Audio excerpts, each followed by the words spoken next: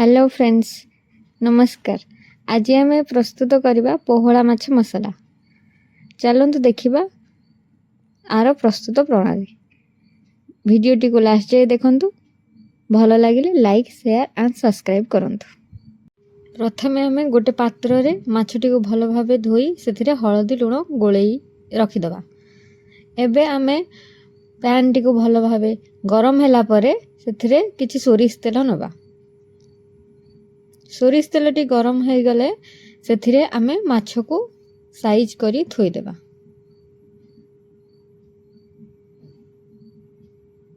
मु एठी 4टा माछ नहीं एका थरक। आपण को पैन अनुसार आपण माछ नहीं पारिबे, आपण को जेतिकिटा सुविधा हबो।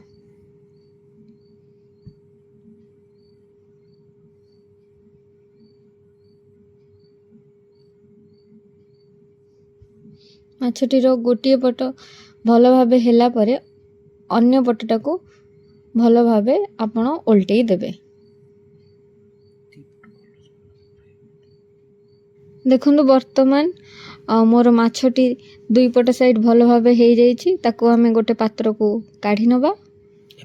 एबे आमे मसला प्रस्तुति करिया पई किछि रसुण, किछि प्याज, किछि भेदेई के रखिथिबा सोरिष, टमाटो आउ किछि कंचा लंका लई ताको ग्राइंडिंग करि नबा। एमिति भल भाव पेस्ट करि नेबे। ताडी पैन टा को गरम करिवे। पैन टा गरम होला परे किछि सोरिष तेल देबे। सोरिष तेल गरम होला परे सेथिरे किछि जीरा आमे दे दबा। जीराटी फुटी गला परे आमे ग्राइंडिंग करी रखिथिबा मसलाटी को सेथिरे दे दबा। मसलाटी देला परे आमे सेथिरे तेलटा को भल भाव जो मसला देइछंती ताको भल भाव गोळे दबा। देखंतु भल भाव तेल सहित मसलाटी मु केमती गोळे देली। आपण मध्ये सेमती गोळे देबे भल भाव। गोळेला परे सेथिरे आपण किछि हल्दी गुंड, लंका गुंड, धनिया गुंड, जीरा गुंड, करी पाउडर,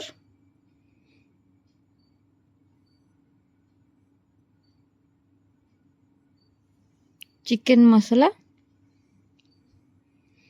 स्वाद अनुसार लूण दे देबे।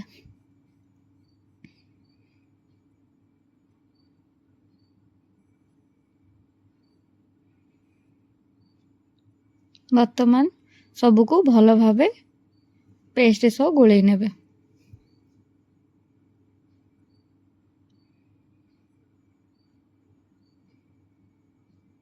देखंतु वर्तमान मसला सह गुंड गुरा सब भल भाव गोले हो जाइछि। सेथिरे वर्तमान किछि पानी देकी आमे भल भाव गोले नबा।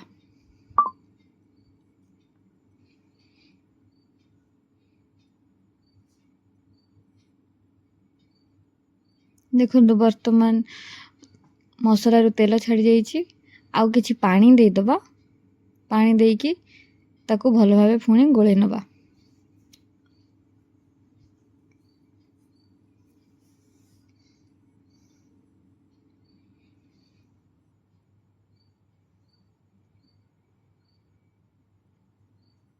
वर्तमान मसलाटी आमर हेई आसिलानी।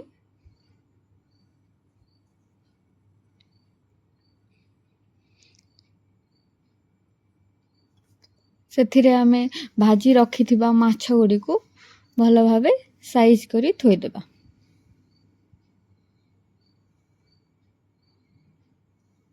किछि समय फुटिला परे माछ गुडा को उल्टेई देबा।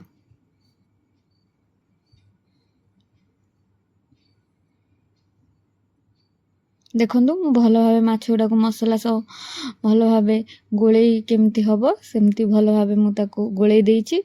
आउ किछि समय फुटिला परे हमर पोहला माछ मसला एबे वर्तमान प्रस्तुत हो जाइछि।